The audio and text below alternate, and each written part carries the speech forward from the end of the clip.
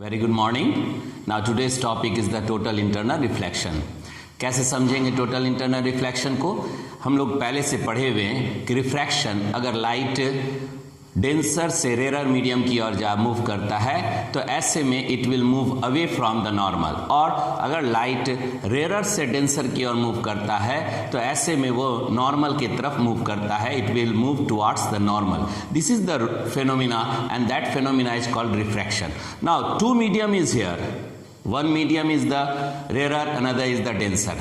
Suppose करो कि denser medium से लाइट मूव कर रहा है और वो रेरर मीडियम में मूव कर रहा है, तो ऐसे में हम लोग क्या जानेंगे कि रिफ्रैक्शन नॉर्मल से दूर हो रहा है। लेकिन एक ऐसा फेनोमिना है लाइट का जिसमें कि लाइट पूरी तौर पे सेम मीडियम में ही मूव कर जाता है, that means there is no refraction, total reflection occur, and that phenomena is called the total internal reflection.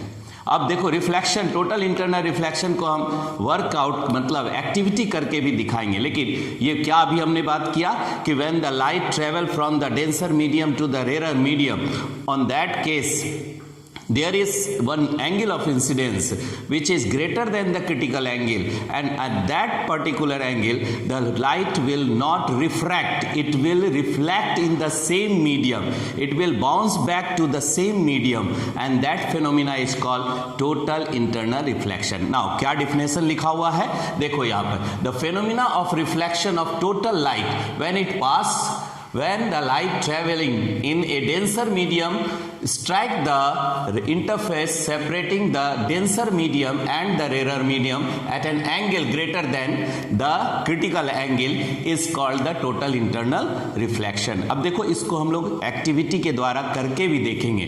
तो सबसे पहले ये एक्टिविटी में हमने एक डेंसर मीडियम और लाइट को डेंस, ये मेरे पास क्या है, that is the laser beam, ठीक है। और यहाँ पर हमने लिया है एक डेंसर मीडियम है वाटर के साथ और साथ में एयर का गैप है। दैट मीन्स यहाँ पर हम कह सकते हैं कि यहाँ पर रिफ्रैक्शन होना चाहिए, यहाँ दो मीडियम है और इस लाइट को हम डेंसर से रेरर की ओर मूव कराएंगे।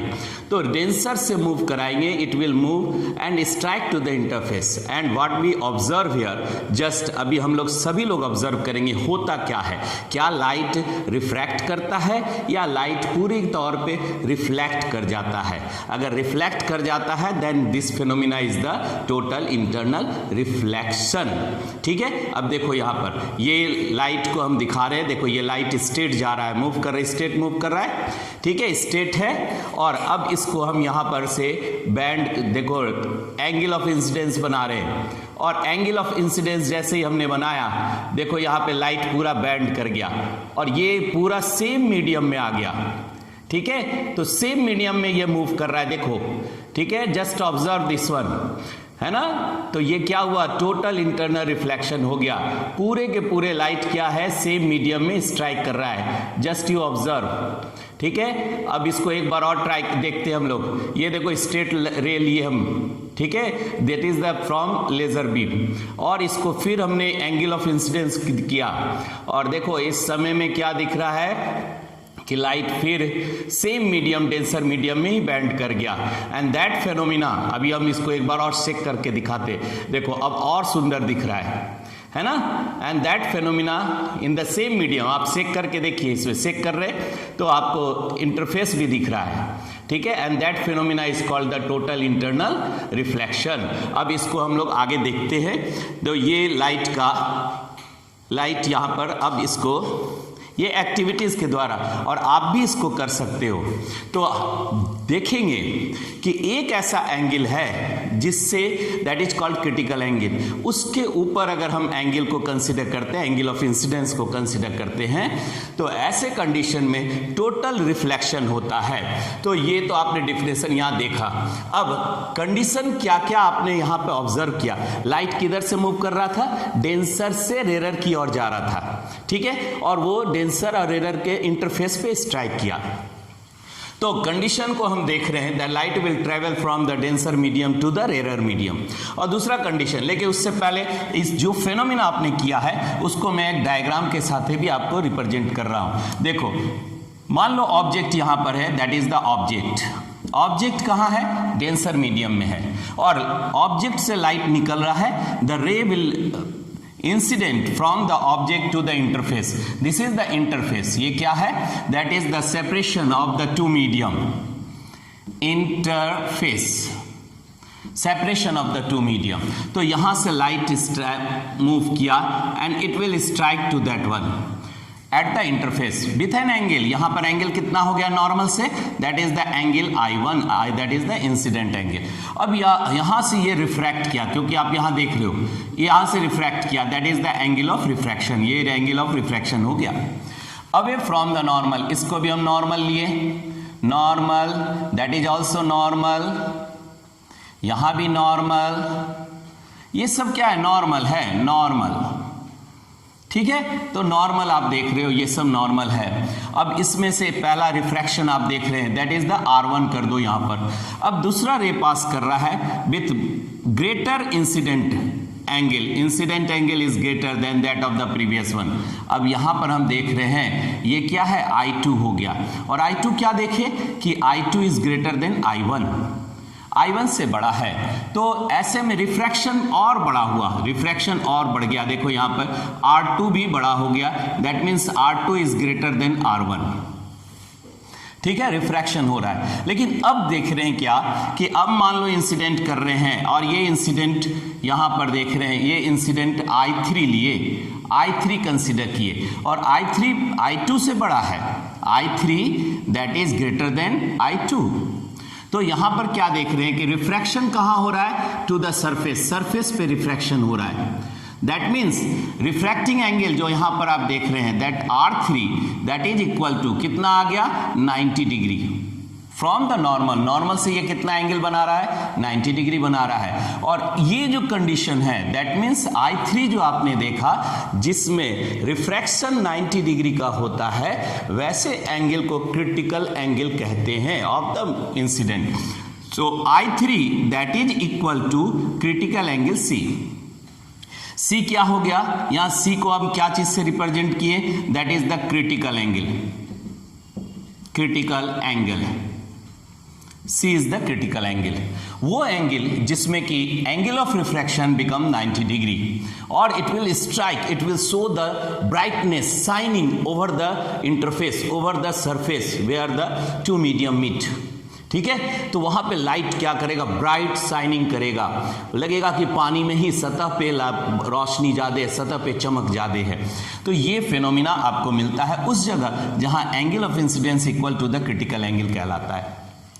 एक तरह से क्रिटिकल एंगल का डिफिनेशन भी आ गया यहां पर। और अब देखो, अब जो एंगल बढ़ रहा है क्रिटिकल एंगल से बढ़ा, तो हमने यहां से इंसिडेंट लिया और ये इंसिडेंट यहां पे स्ट्राइक किया, ठीक है, that incident ray which strike to the normal, है ना, और इंटरफेस पे। तो अब यहां पर एंगल जो आप कंसीडर कर रहे हैं angle 4, that angle incident angle 4 is greater than the critical angle, ठीक है। अब क्रिटिकल एंगल से बड़ा हो गया, तो यहां पर क्या हुआ? ये टोटल के टोटल क्या हो गया? रिफ्लेक्ट कर गया सेम मीडियम में। रिफ्लेक्शन यहां पर जो R आप देख रहे हैं, that R is the refraction. ये क्या हुआ? रिफ्लेक्शन। तो लाइट रिफ्लेक्ट कर गया, ठीक है, अपने ही मीडियम में रिफ्लेक्ट कर गया, और ये जो फिनोमिना हुआ that is called TIR, TIR, that is total internal reflection. So कहां पर टोटल इंटरनल रिफ्लेक्शन हुआ और कौन कंडीशन पे हुआ? जब लाइट डेंसर से रेरर की ओर मूव करता है, जब लाइट डेंसर से रेरर की ओर मूव करता है, तो ऐसे में angle of incidence greater than the critical angle, तो ऐसे में आपको क्या मिलेगा? टोटल इंटरनल रिफ्लेक्शन मिलेगा। 2 पॉइंट हमारे पास आ गया। तो कंडीशन फॉर टायर क्या है? Condition for total internal reflection क्या है? That is the light travel from the light travel, या light should travel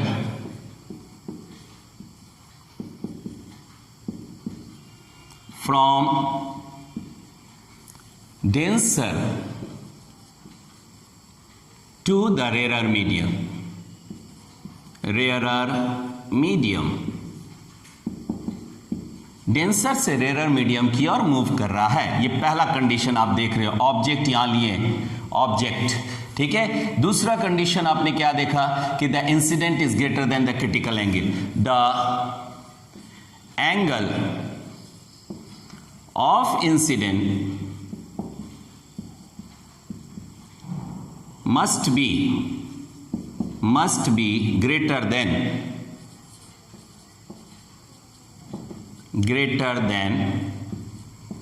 the critical angle, greater than the critical angle, critical angle से greater होगा। अब पहले तो ये बात भी हमको दिमाग में रखना, क्रिटिकल एंगल है क्या, वो एंगल जिसमें रिफ्रैक्शन क्या होता है 90 डिग्री का होता है, तो उसको भी हम लोग लिख ले। क्रिटिकल एंगल क्या है, the angle of incident for which angle of refraction angle of refraction becomes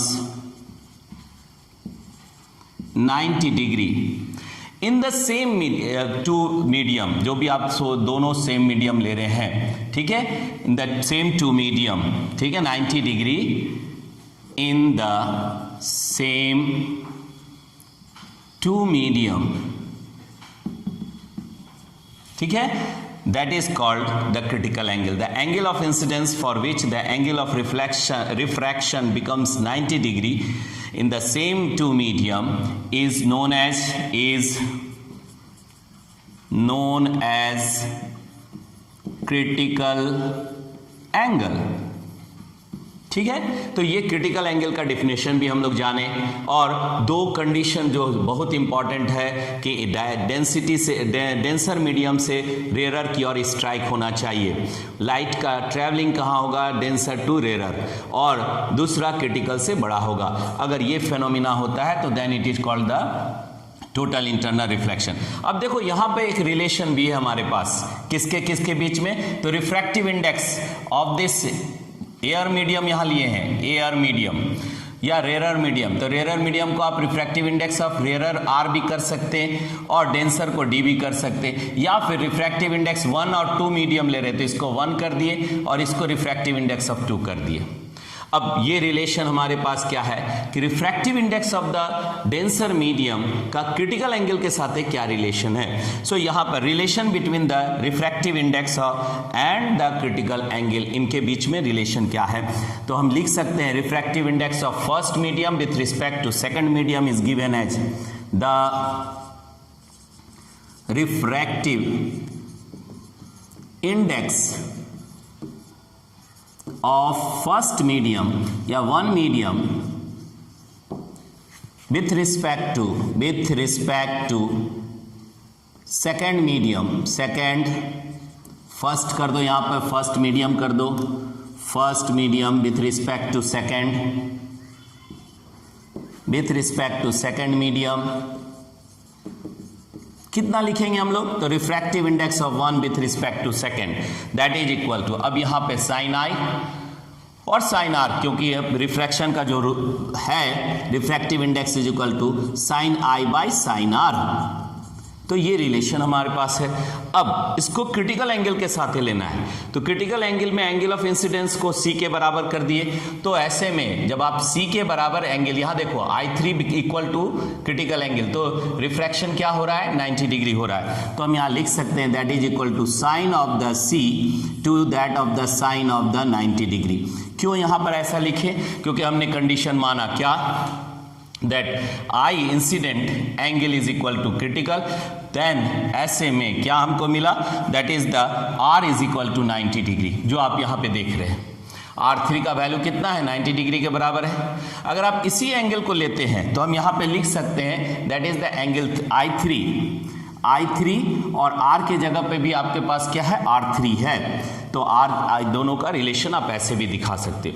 अब according to principle of reversibility, इसको हमने मान लिया इक्वेशन और relation number 1, 90 degree sine 90 degree यहाँ दिखा रहे हैं, ठीक है, sine 90 degree. Now according to principle of reversibility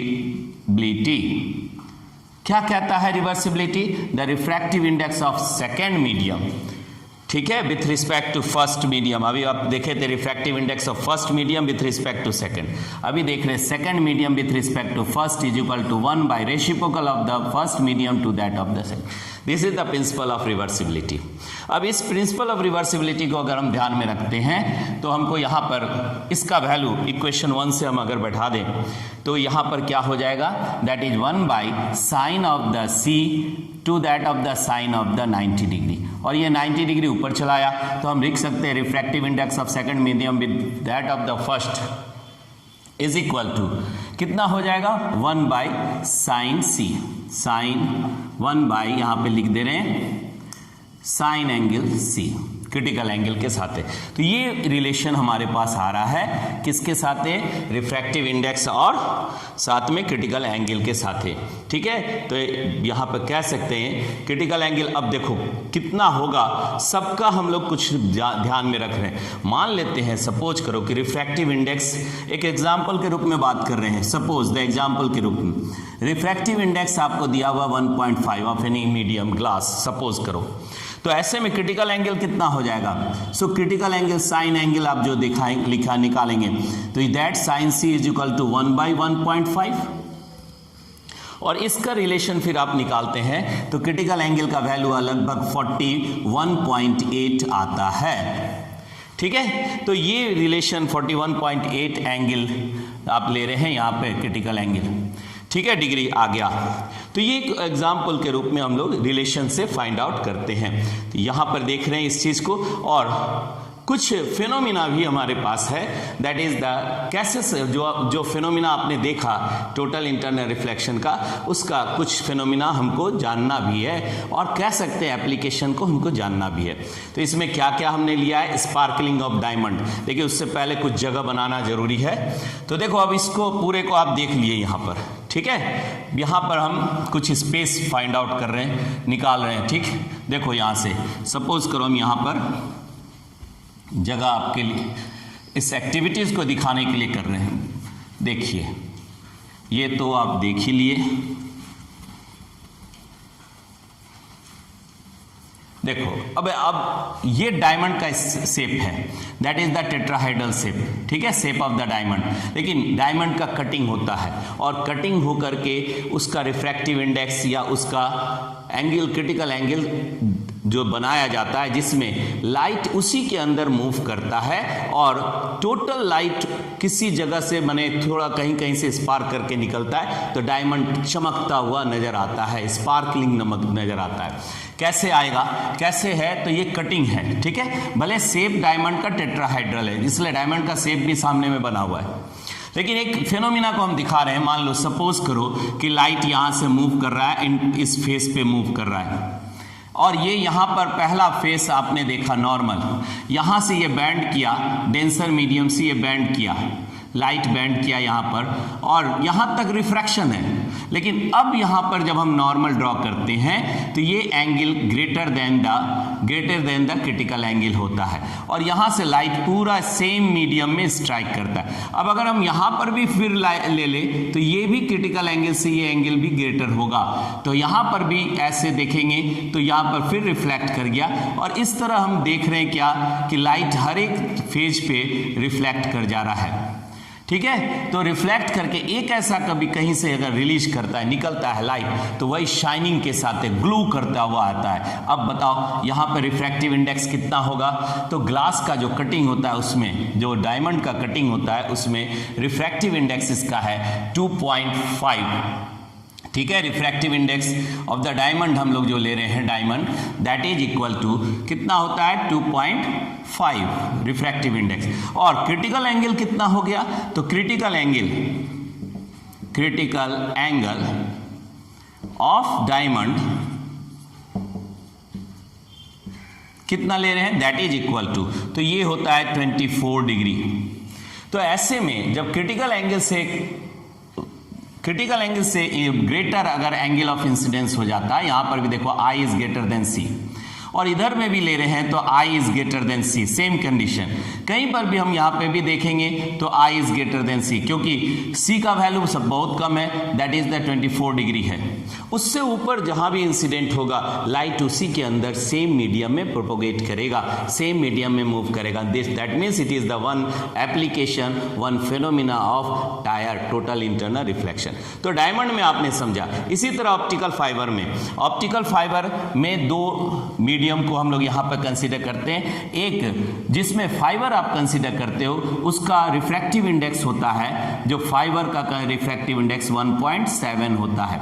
लेकिन जो क्लैडिंग करते हैं या कोटिंग करते हैं तो ऊपर का पोर्शन, मतलब सारे फाइबर्स को हम जस्ट बंच के रूप में, एक बंच के रूप में कोटिंग कर देते हैं या बांध देते हैं, ठीक है। तो ऐसे अगर किसी भी फाइबर्स को लेकर के आप बांध दीजिएगा, जैसे मान लो सर्टेन लकड़ी का, मान लो पतला पतला सिल्ला है, पतला पतला लकड़ी है और सभी को हमने एक गुच्छा के रूप में बना लिया और उस गुच्छे को किसी चीज़ से बांध दिए, ठीक है। तो वो क्या हुआ, दो मीडियम यहाँ पे बन गया, एक लकड़ी मीडियम बन गया और एक जिससे हमने उसको रैप किया, तो वो भी एक मीडियम है। सेम फेनोमिना यहाँ पर भी है, तो लेकिन यहाँ पर ग्लास का ही है। तो ग्लास का फाइबर या क्वार्ज फाइबर, क्वार्ज या ग्लास को यूज करते हैं एज ए ऑप्टिकल फाइबर, ये ध्यान में रखना है, आइदर ग्लास और द क्वार्ज। तो ऐसे में इसका रिफ्रैक्टिव इंडेक्स एक का 1.5 और दूसरा का 1.7 और जिससे क्लैडिंग कर रहे हैं उसका रिफ्रैक्टिव इंडेक्स होता है 1.5। तो अब देखो यहाँ पे दो डेंसिटी आपको मिल गया, ऑप्टिकल डिफरेंट, ऑप्टिकल डेंसिटी दोनों का अलग अलग है, ठीक है। फाइबर का ऑप्टिकल डेंसिटी 1.57 है और जिस क्लैडिंग कर रहे हैं, कोटिंग कर रहे हैं, उसका 1.5 है। तो ऐसे में जब लाइट यहाँ से, मान लो पहले लाइट को आप यहाँ से मूव कराए, ये नॉर्मल ड्रॉ किया और यह light towards the normal bend कर गया और इट विल स्ट्राइक। अब देखो यहाँ पर हम नॉर्मल लिए, ये क्रिटिकल एंगल से बड़ा है, सो यहाँ angle of incidence is greater than the critical angle, angle of incidence critical angle से बड़ा है, तो लाइट फिर यहाँ से जाएगा और यहाँ कहीं पर स्ट्राइक करेगा, सेम मीडियम में इट विल प्रोपोगेट। और ऐसे में क्या देख रहे हैं कि यहाँ पर भी आप नोटिस कर रहे हो, क्या हम लोग यहाँ पर गौर कर रहे हैं कि लाइट, टोटल लाइट क्या है, total intensity of the light in the same optical fibre, there is no loss of by any means, किसी भी तरह से लॉस नहीं है इंटेंसिटी का। अब यहाँ रिफ्रैक्ट किया और ये एंगल भी आई, यहाँ पर I is greater than the critical angle, तो ऐसे में लाइट फिर यहाँ से इस पास किया और ये फिर मीडियम में आप डालें तो away from the medium, normal जैसे रिफ्रैक्शन का फेनोमिना होगा वैसे होगा, ठीक है। ये लाइट यहां से मूव कर गया, ठीक है, बाहर निकल गया। तो सेम इंटेंसिटी, जो इस इंटेंसिटी से आपने यहां पर इसको इंटर कराया था, उसी इंटेंसिटी से वो बाहर जाएगा। तो ये क्या हो गया, that is called the total internal, one phenomena, one application, a major application that is that of the tire and optical fiber, आपको पढ़ना भी है, जानना भी है। तो ऐसे आपने देखा। अब देखो पोरोप्रिज्म भी यहाँ पर भी हम लोग लेते हैं, जिसमें इसका भी पोरोप्रिज्म का जो क्रिटिकल एंगल होता है, या पोरोप्रिज्म में तीसरा एप्लीकेशन हम लोग देख रहे हैं। तो यहाँ पर भी क्रिटिकल एंगल जो पोरोप्रिज्म का होता है, critical angle is the 41.8 degree और इसका रिफ्रैक्टिव इंडेक्स, अभी हमने कहा कि पोरोप्रिज्म का रिफ्रैक्टिव इंडेक्स होता है दैट इज इक्वल टू 1.5, ठीक है। तो ऐसे में अगर कोई लाइट जो आप इंटर करा रहे हो वो अगर मोर देन क्रिटिकल एंगल आता है, दैट इज कॉल्ड, यहाँ पे देखो क्रिटिकल एंगल आपने लिया कितना है 41.8 डिग्री, और तो क्रिटिकल एंगल यहाँ पर कितना हो गया 45 डिग्री इंसिडेंट हो रहा है, angle of incidence is 45 degree. तो ऐसे में पूरा लाइट, क्योंकि क्रिटिकल एंगल से एंगल ऑफ इंसिडेंस ग्रेटर है, I is greater than the critical angle, तो ये पूरा लाइट ये सेम मीडियम में बैंड कर जाएगा and it will just show the total internal reflection. तो पोरोप्रिज्म में भी आपने देखा, अगर हम इसी को ऐसे भी देखते हैं, मान लो एक लाइट आ रहा है स्ट्रेट और यहाँ नॉर्मल आपने ड्रॉ किया and that angle is the 45 degree, so यहाँ से भी ये सेम मीडियम में गया, यहां आप ड्रॉ किए, यहां से भी सेम मीडियम में गया, और ये सभी चीज आपको क्या दिखा रहा है, दैट इज ऑल्सो 45 डिग्री। ठीक है, तो ये दोनों केस आप समझ रहे हो पोरोप्रिज्म का।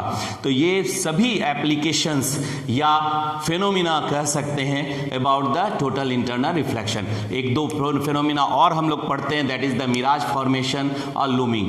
ठीक है, तो ये था आपका all about the total internal reflection in the same medium. और फेनोमिना भी आपने एक्टिविटी भी करके देखा, खुद से भी कर सकते हो। So till that, good luck to all of you.